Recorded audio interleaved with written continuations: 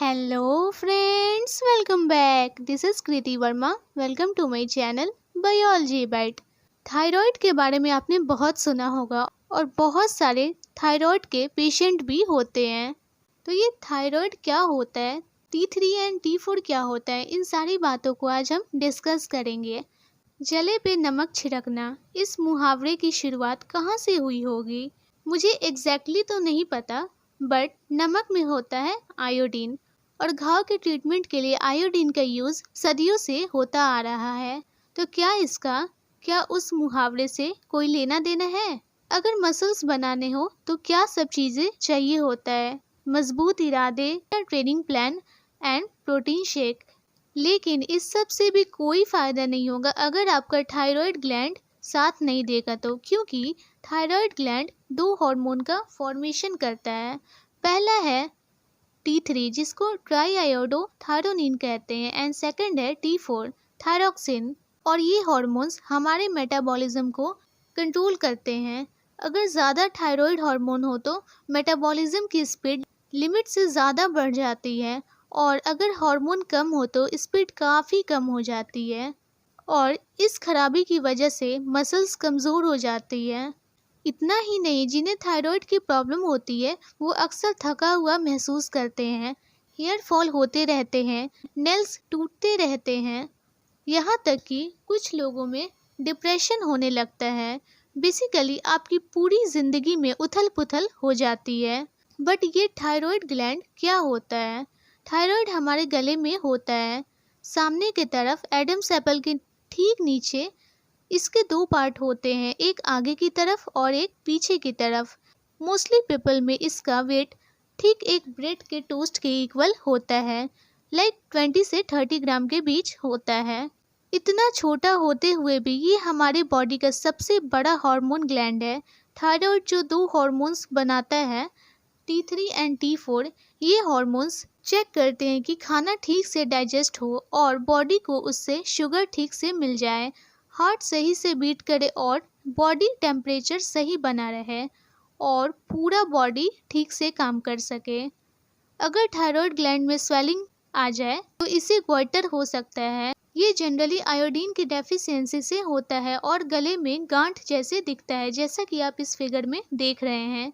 इसकी वजह से रेस्पिरेटरी ट्यूब्यूल्स दबने लगती है और सांस लेने में प्रॉब्लम्स होती है। लिमिट से ज़्यादा थायराइड हार्मोन के कारण बनने वाली गांठ को हॉट नोड्यूल्स कहते हैं।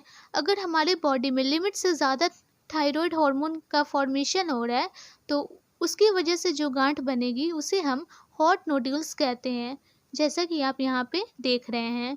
थायराइड हार्मोन ना बनने वाली गांठ को कोल्ड नोड्यूल कहते हैं। कोल्ड नोड्यूल कैंसर भी कॉज कर सकते हैं और ज़्यादा थायराइड हार्मोन से हार्ट अटैक और स्ट्रोक का भी खतरा बढ़ जाता है।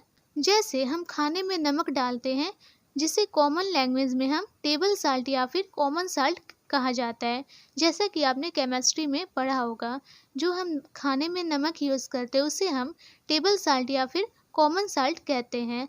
अब इसमें कॉमन क्या है? कॉमन इसलिए जोड़ दिया जाता है ताकि इसे केमिस्ट्री के बाकी साल्ट से अलग समझा जा सके। केमिस्ट्री लैब में एसिड्स होते हैं, बेस होते हैं, दोनों का रिएक्शन करवाते हैं तो साल्ट का फॉर्मेशन होता है, जिन्हें हम खाते नहीं हैं। कॉमन साल्ट को केमिस्ट्री की लैंग्वेज में कहेंगे NaCl, जिसे हम सोडियम क्लोराइड कहते हैं। Sodium ion and chlorine ion को हम कंबाइन करके साल्ट का फॉर्मेशन करवाते हैं। अब ना तो ये Na2Cl है और ना ही Na4Cl है, यानी जितना सोडियम उतना ही क्लोरीन, ये 1:1 रेशियो में होता है। तो आप मुझे ये बताएंगे, लो सोडियम साल्ट जिसका आप टीवी में खूब ऐड देखते हैं और जिसे हेल्दी समझकर आप खूब खरीदते भी हैं, वो कैसे बनता है?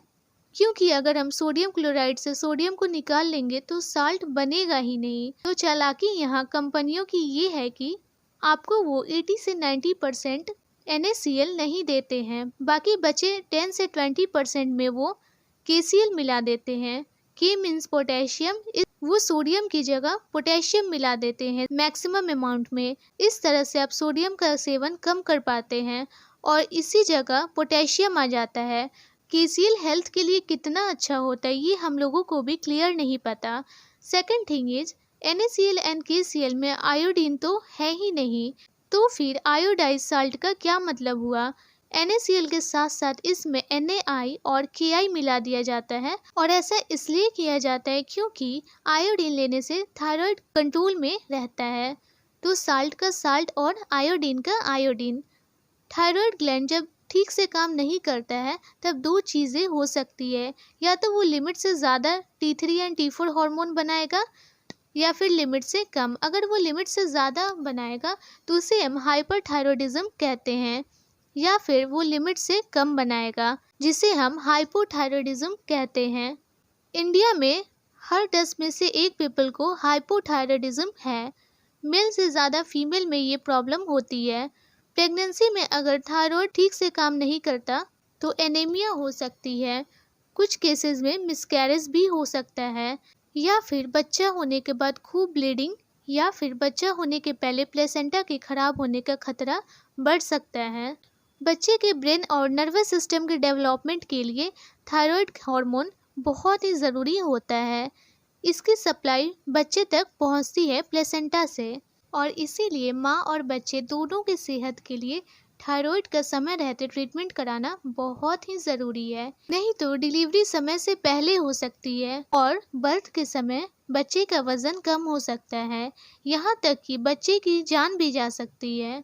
फर्स्ट ट्राइमेस्टर में चेक करवाना बहुत ही ज़रूरी है, बिकॉज स्टार्टिंग में ही इन प्रॉब्लम्स का पता लग जाए तो इससे बचा जा सकता है। तो अगर आपका वेट ज़्यादा है, अगर आपको डायबिटीज़ है, या फिर अगर आपके फैमिली में किसी को थायराइड की समस्या है तो आपको डॉक्टर से कंसल्ट ज़रूर करनी चाहिए। ब्लड टेस्ट में T3 एंड T4 का मतलब क्या है ये तो अभी मैंने डिस्कस करा, और T3 एंड T4 भी हॉर्मोन्स ही होते हैं।